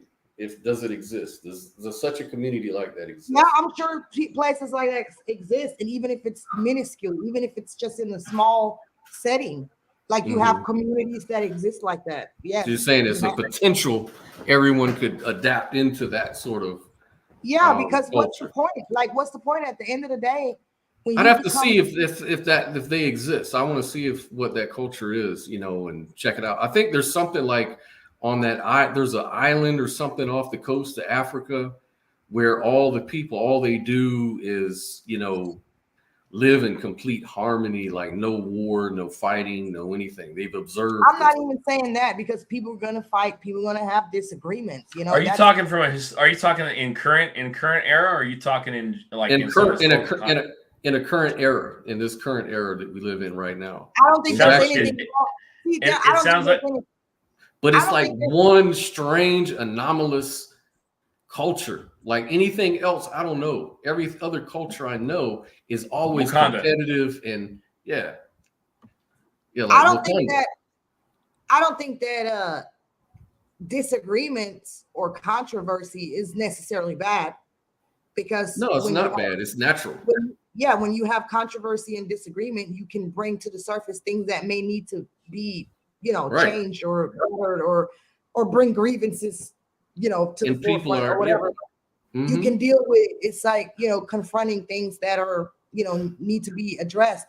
That's completely natural. But I'm saying this need for greed and this need to be dominant, that's narcissistic in nature. And I just cannot, I don't believe, and I'm pretty much sure that I know this for a fact, that there are people who are not narcissistic. So when you say that every community is going to turn out that way, that's just nature, then are you saying that we're naturally all narcissists? Because it's not, Sophia, it's not everybody. If you look at the upper percentage in any culture, it's a very small percentage. the very small percentage of people rule over the majority of people. Yeah, because in there's every culture. always the greedy bastard narcissists. That's what I'm saying. In every culture, there's these greedy, narcissistic people. So what I'm saying is, the people. We need to get rid of that thing that breeds that kind of narcissism. I think motherfuckers who are like that are just like that, man. You know, there's nobody else responsible for it. Right. But then why does the majority have to follow them? That's what I don't understand. Because narcissists, they're swindlers. They're like magicians, you know, they know how to manipulate. Like, let's look at what the liberals do, the way they manipulate you. Like, look at the video we watched about Kamala Harris. Remember when she was sitting there and painting the picture as if a weapon was designed solely to kill many people? Right. And then she plays on your emotions about the little kids and how to. And that's in every culture, just about every major country operates with people like that. That's what I've come to realize. Yeah, it's narcissism, and it's because people are probably generally just good people, but that's why they're gullible and easily manipulated. So, you know, not that I'm a Bible thumper, but I do think that the Bible has valuable scriptures in it, and one comes to mind that says you have to be as gentle as a dove, but as wise as a serpent. So with that being said, you know, we need to get people to be wiser and to be able to see through the manipulation. It's just like a woman that's being abused, which I was in an abusive relationship, and that didn't end until I was able to see the manipulation in it and how I got myself into it to begin with. Yeah. So I mean, there's biblical passages talking about the natural man, right? The natural man being, you know, one that, and obviously this doesn't apply to men. It's just the vernacular. Right. Mankind. Humans, exactly, mankind. So the natural man being one that's unable to control their emotions, unable to control their passions, unable to control their desires, and it allows that they allow that kind of natural being to dictate everything in their life. So like the slightest slight becomes, okay, and now I kill you because, you know, you said the wrong thing, right? That's a really good example kind of like the natural man. And this is something that as human beings to help proliferate humanity, we have to kind of resist those not temptations, but urgings and stuff. Well, yeah, that's a good way to say it. It's temptation because basically the natural man, I don't like how they use the word the natural man, because that makes it sound that it makes it sound like you're stuck in that, because obviously we're all natural people, you know, but I think it should say the biology by itself, in and of itself, you know what I'm saying? Consider when, you know, when the books of the Bible were written, right? They didn't have anywhere, like the word biology didn't exist. You know what I mean? I understand, but that's why we got to get away from that type of language, because it's misleading. Yeah, it doesn't apply today. Well, is it well, hang on. Let me address that. Is it misleading only because the definitions or the usage of the words have evolved over time? And it only takes somebody to understand, okay, well, if they don't hold on. That's the problem. They don't understand that, because that's why you learn. That's why you learn, right? That's the problem. They say that if you change it, and you know, if you in any kind of way understand it differently, then you're changing the word of God. And with that, you're committing whatever, blasphemy. And as a mystic, that's like the whole extremist thing. My take is this: if you're gonna read old texts, okay, from old books from 500 to 1,000, 1,500 years ago, then you're gonna have to try to view it through the lens of how they understood and how they comprehended and wrote down on paper what things meant. So it's gonna take more than just a cursory reading once through and go, okay, well they said this and no, bad. Right? Okay, I understand that, but you don't understand how hard it is to actually get indoctrinated people to go. They think that's going against it. Like, I'm the kind of person, because I'm a mystic, I will say, look, that's not how you can apply that. That's really not what it means. We're all natural beings. But the thing is, we're not just made up of biology. You know what I'm saying? Like we have a higher consciousness compared to an animal that just simply acts on instincts. An animal an animal does not have a consciousness, so-called free will to make a choice. An animal is just going to be an animal. So the thing is, pause there for a second. The Bible says that we were created, right, to have dominion over the animal. So that's letting you know right now, right fucking there is letting you know your consciousness is different and more evolved. It's a higher level of consciousness than an animal has. So, you know, there is no, and you either choose to ascend and evolve and use your higher mind, or you're gonna be in the same state as an animal. And that's what you see. That's what we call degeneracy nowadays, is animalistic ass bullshit. That's not who we're supposed to be as humans. You know what I'm saying? That's not natural, because we have two aspects to ourselves. We have the natural physical body, and we have the consciousness that goes with it. You know, whether you want to call it your spirit, your Holy Ghost, I don't care what you call it. You know what I'm saying? Like many terminologies to describe effectively the same thing. And I look at it as the energy that creates that envelops life.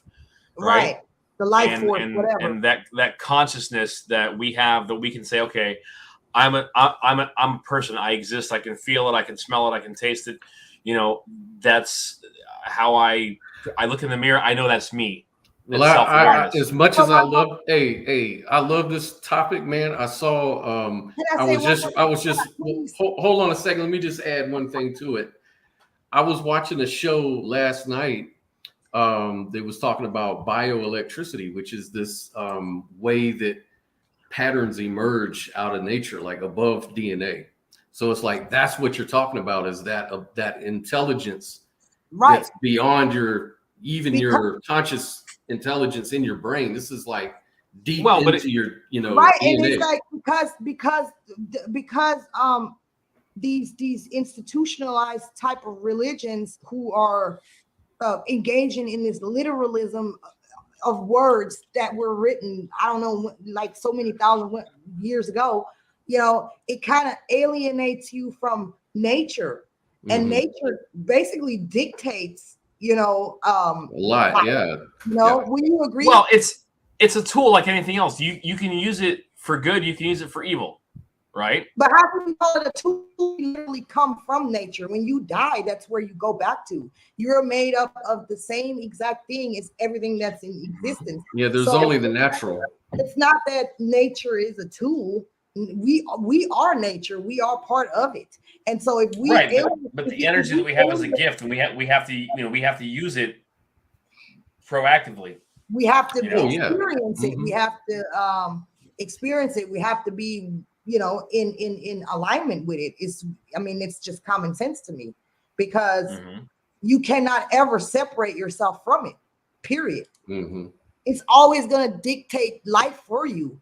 You know what I'm saying? Like, there's no other way around it. That's cause and effect. And so I think these literal interpretations of ancient knowledge, mytho-history.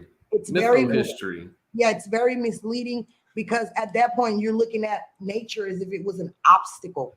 You know, at that point you're separating yourself. Yeah, it can be an obstacle, but it doesn't have to be. Right, it can be, but you can't overcome it either. You know, nature is going to be nature. Yeah, you're still limited.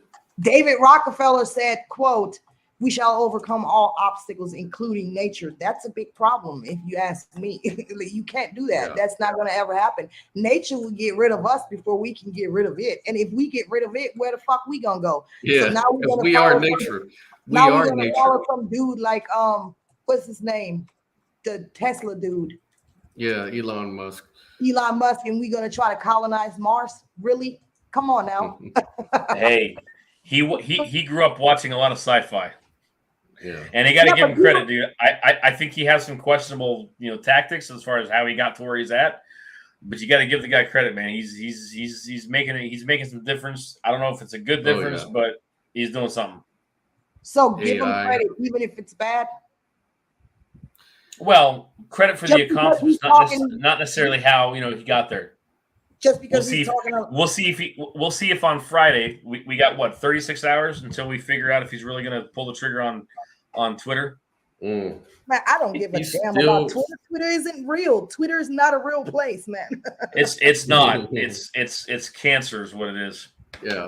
It's not a real place. It's a trap. Yeah. Everything It's a else. trap. Hey, exactly. I've got to sign off. I got to be up early in the morning because I'm in the middle of. If you can tell, I have some boxes and stuff, and I have to get some. Right. You moving into your new house? Ooh. Yep. Yeah. Yep.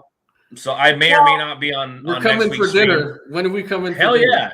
Hey, let me get all moved in. For dinner. Yeah. Let me get all moved in, and we'll make it happen. Set it up. Heck yeah. Well, I enjoyed the All right, conversation, Mike. Yeah. As always, All right, guys. Be Take safe. care. We'll talk to you later. Yep. Bye-bye. Bye-bye. Bye. And we got a lot. Man, we already almost 2 hours in. We might have to split this into a half a show because we can go a little further. Topic. Yeah, we went off topic, man. But you know how we do. We be freestyling, man. We freestyling it. Yeah, exactly. But yeah, man, that was a great conversation, man. It was really, really good. I enjoyed it a lot. Like, yeah, I mean, it gets my mind rolling. I like Thomas Sowell because he basically points out the unevolved side of human. Side of us, right? And that affected every human, regardless of race. I read a book long time ago. I probably was still a teenager or early 20s. And it was called, I forgot what it was called, but it was basically a book that was about skin color. It's just all it is biology, and it's adaptation to the environment, to the climate that you live in. Yeah. Obviously, if you live in a sunny, hot region, your skin's going to become darker, over generations. Yeah, of course. Because of the vitamin D that produces melanin in your skin. So honestly, that's all color is. And even white people, are technically not really white because even white people have melanin inside of their body. Well, the dominant gene determines brown. So right. But see, most people don't know that. They think that only black people have melanin in their bodies because we have dark skin. But white people have melanin all in their bodies. They don't have it in their skin. Right. They have it in their bodies. And it's something you said earlier that really, that I think is the purpose of doing these shows and the purpose of speaking out about things and speaking your mind to the public like this is that, human beings have two sides to them. We have that animalistic side, and then we have that more transcendent side. Some people will call it, they'll be calling it spirituality, but really it is exactly that. It's like our spirit, like our motivation, that we have the spirit to move past, certain things, in our behavior. I would say it's like a mechanism that we have that animals don't have that allows us to be in full control over that part of our biology. Yeah. Basically, that's what the Bible calls free will. We have the choice. Yes. And if you look at a lot of Christians and people like that will always say that, the world's getting worse though. People are getting worse. People are acting terrible. It's getting worse, not better. But if you look at the data, the world is a lot better than it was just 20, 30 years ago.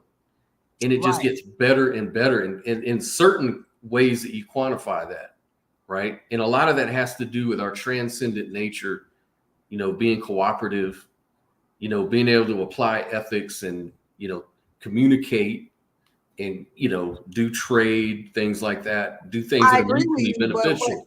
I agree with you, but I believe there is a big problem still going on right now, which ultimately will cause destruction to mankind, because you have these elitists, which I want to call them oppressors, who do not want us to evolve. They do not want us to be in control of ourselves. They do not want us to be able to keep our emotions at bay, because that's all they do is play on our emotions. They want us to act out. They want us to go set our own neighborhoods on fire. They want us to shoot and kill each other in the hood.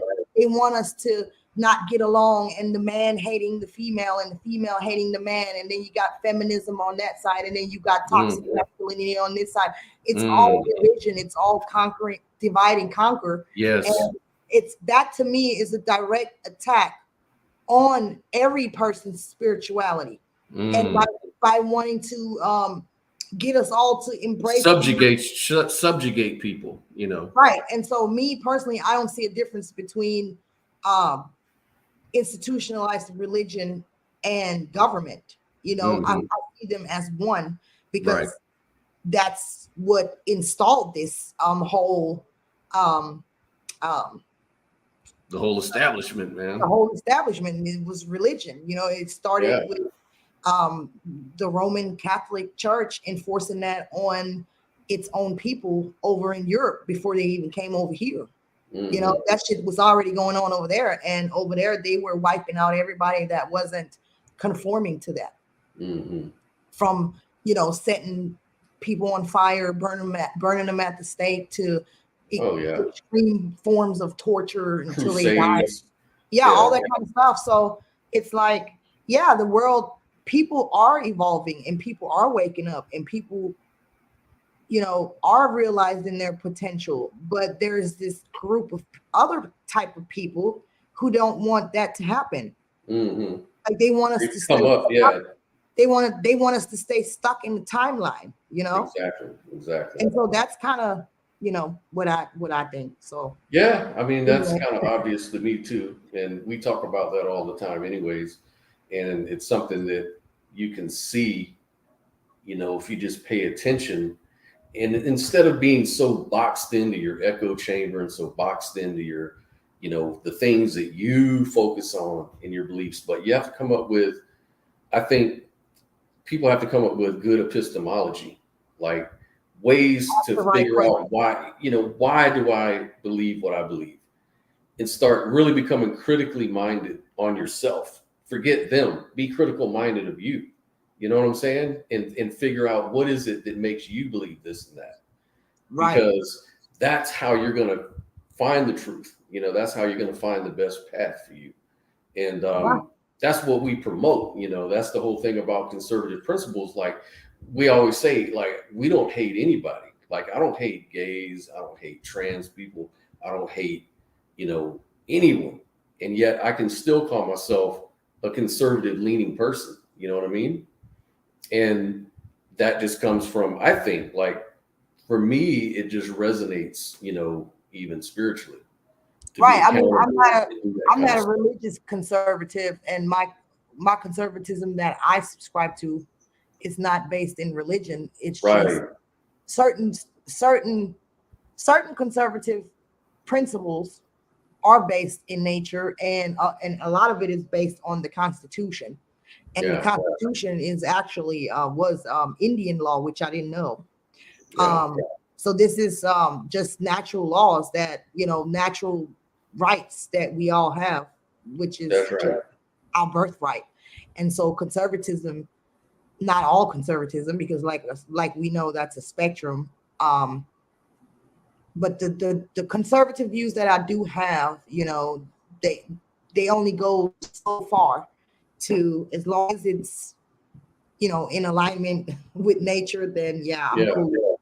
And I can be a little, I wouldn't say left leaning, because I really don't like leftists, but I guess libertarian in a way. I don't really know. All them labels, I don't know. They don't really mean shit to me.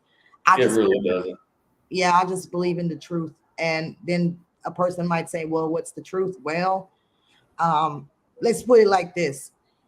If your action leads to a positive outcome, then that's probably what you want to roll with. If your action leads to something negative or destructive or evil or disgusting, then you probably shouldn't do it. I mean, let's keep it simple. Yes. So that's your epistemology. It's like what you experience. You're more of a experienced person, That's Yeah, your, kind of. And that seems to be your guiding light is really, hey, if this works for me, why am I going to change it up and disagree? right. Just And as you long as want you're to, not hurting somebody else or causing destruction on yourself or somebody else, right, if the outcome is positive, then I don't see why you care about what somebody else does, right, right, Now, exactly. like we say, like when you try to establish your authority and force it on others, that's a problem. Yeah. Yeah, because that's when you're violating other people's rights to do the same thing you want. So you're violating what they want, and you're being a hypocrite essentially. And Yeah, that's really the basis of the libertarian idea of freedom is you should be able to do anything in the world you want as long as it doesn't prevent another person from doing the same thing. right. Pretty much what it comes down to, And I don't, you don't have to respect somebody else's beliefs. I Like Mike said earlier, you get all bent out of shape because somebody didn't respect you. Well, maybe I Mm, think your beliefs are stupid and I don't respect you. Oh well, move on, Not yeah. everybody's gonna see eye to eye, and not everybody's gonna Well, that's um the snowflakery in the culture right. today. It's like everybody's got to be, my beliefs about what is truth has to be agreed upon. Like you have to not only, you know, uh, allow me to have my beliefs, but now you have to agree with me too. And if you don't agree with me, then you're a bigot, or you're a God hater, or you're trying to hate me, you're trying to persecute me. It's like they have this persecution complex in America That's today. so funny because it's always the God people who persecute others. Yeah. That's weird shit. Like I have this discussion quite often with religious people. I can't subscribe to a book and say, yeah, this book is the word of God. When this Yeah. book tells me when I get my ass whipped, I'm supposed to fucking turn the other cheek. See, Right. And so you can fact hit that the other one. the fact that you have millions of people believing that is what enables slavery right fucking there, because you're not gonna get yourself out of that situation because you think it's the will of God. Like, what kind of slick ass motherfucker do you think you are? Like, that ain't Oh gonna man. work on me. Like, That's why I I know say that whole book just rings of some authoritarian government. That's why I right, believe the Romans exactly, actually wrote that shit, because they're like this authoritarian dictatorship exactly. type of regime, that was over Israel and fucking suppressing the shit out of these people. You know what I mean? And these people were uprising all the time. The zealots and people like that were Yeah, like these Jewish groups. They would go out and try to burn official buildings, and that's where the term terrorist comes from. exactly. They And I'm were like, they were the first terrorists. And imagine out of that culture, what kind of religion you're gonna get, and what kind of people are gonna be there to enforce it. These yeah. motherfuckers, they know what those streets are like. You know what I mean? And I'm supposed to They believe, they and I'm yeah. supposed to believe that these particular people were inspired by the divine and that their truth is everybody's truth. And that's what we all have to adhere by. No, that the only thing that Yeah. does is it helps them continue to be the oppressor within an establishment where they're always going to be on top. But what gets me, Sophia, and we talk to these people all the time together too, is the people that believe it is all the word of God, and they are God's little person that's supposed to help you understand it. And yet, all the stuff that you hate about the Bible, they try to update it as if you can now reinterpret the shit. Right. You That's know? always what I get. Well, what about the part that says turn the other cheek when somebody's whooping your ass? You telling me a loving God wants me to roll over and get my ass whipped? Well, Right. you see, yeah, that shouldn't really say that. That's a mistranslation, and Yeah. all of a sudden, the Bible's not true again. Exactly. And So I'm yeah. like, yeah, okay. And then what's the whole thing about? Well, there is an agreed upon establishment, and we can say with surety that the Bible is the authentic word of God, based on who? The same establishment that we're talking about?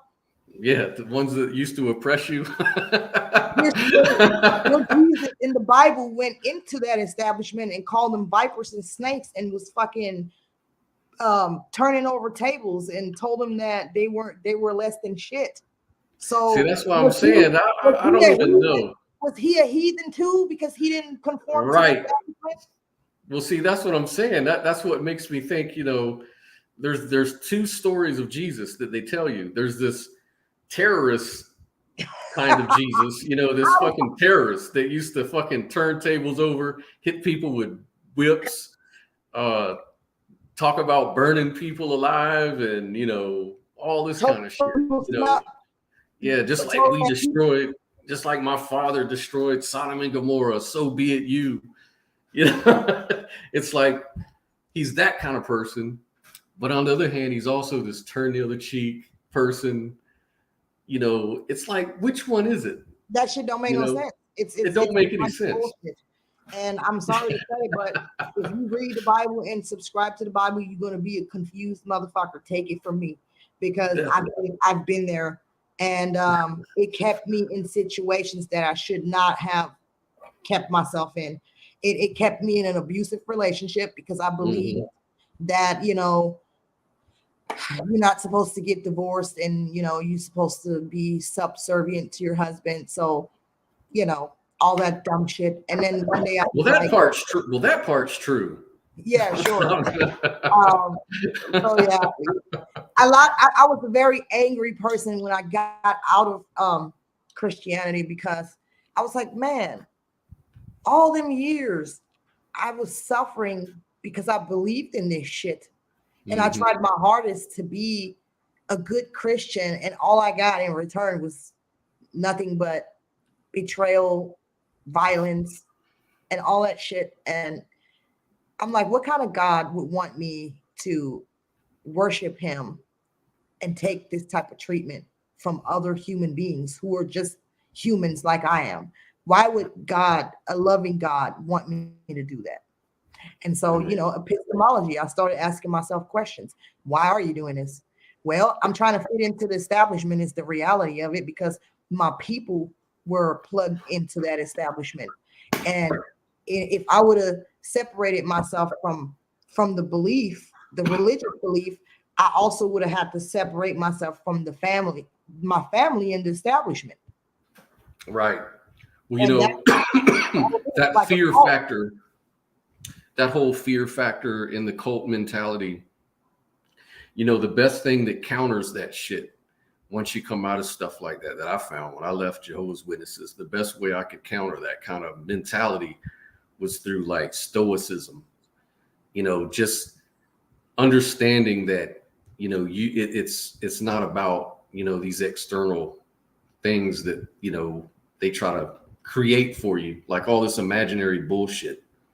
That's not where the reality is. There's got to be a way to distinguish between bullshit and reality, imagination and reality. How do we tell the difference? And we can go through those things, and we can obviously see really quick that religious thinking falls into the imaginary box. Put it in that fucking box. Yeah, because you have this establishment that was created based on some people who imagine things. Yeah. And then they're enforcing that shit that they imagine. Like, really, that's really lunacy. Like, and the most important one to believe, the most important one for you to believe, Sophia. That's the same exact thing that a cult leader does. A cult leader thinks that he's got divine inspiration to be. Yeah. And the thing he wants you to believe is the worst fucking thing in the world. This dead person came to life after 3 days, and then a Jew was put a Jew on a stick, and then he flies to fucking heaven. Like, the fuck you want me to believe that shit for? But see, and he flies into the clouds and says, "Hey, everybody, I'm coming back on worldwide TV or something." on the Right. cloud Well, and a horse. here's the irony, though. If a cult leader does that, the same exact thing, Yeah. society somehow has the awareness to know, okay, this motherfucker crazy. Yeah. Not good epistemology. Like he needs to go to jail. What the fuck? Like he ain't supposed to do that. We ain't supposed to worship this motherfucker. When the establishment does it, we're all like, yeah, that's right. Like, what the fuck? And I'm like, okay, so you only got a problem with him because he's subjugating a bunch of people under him and he's all powerful in his little circle. You know what I'm saying? So you got to shut him the fuck down. But if it's the establishment itself, then it's okay. Mm-hmm. Oh yeah, always is. It's the same as it was in ancient Rome. The same as it was in all those, the Egyptian Empire.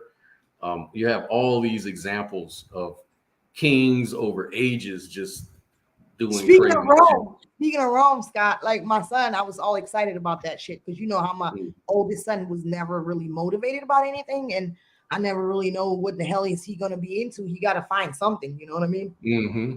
And he just never really showed any interest. So he comes home the other day, really for the past couple days, and he's been all excited with that light in his eyes and shit, and talking about what he's learning in school. And you're not gonna believe what it is that he's so interested in. What is that got his attention like that? I already told my friend Jason, but history, and especially ancient history, he's completely fascinated with that. Oh wow, okay. Yeah, so I'm like, that's right, man. My son, after all, found something that, and it's a good subject to get into. Mm-hmm. And so he comes home and he tells me, Mom, we're learning about ancient Rome, and he tells me all this stuff, right? And I say, yeah, well, you better pay attention. And he say, I'm confused because I already know so much about it. And I'm like, yeah, that's because your mama always talks about stuff like that. Yeah. That's it comes in handy, huh? Because he actually keeping up and understanding it all. And he was like, I was the only person in my class that got this question right and stuff like that. And so it's nice, to see. Yeah, that's awesome, man. All the hard work has kind of rubbed off on him, at least in that area, and hell, that's a good topic. That's a good subject to get into and be passionate about, because I mean, he could turn that into a really great career. But that was just a little personal story anyway.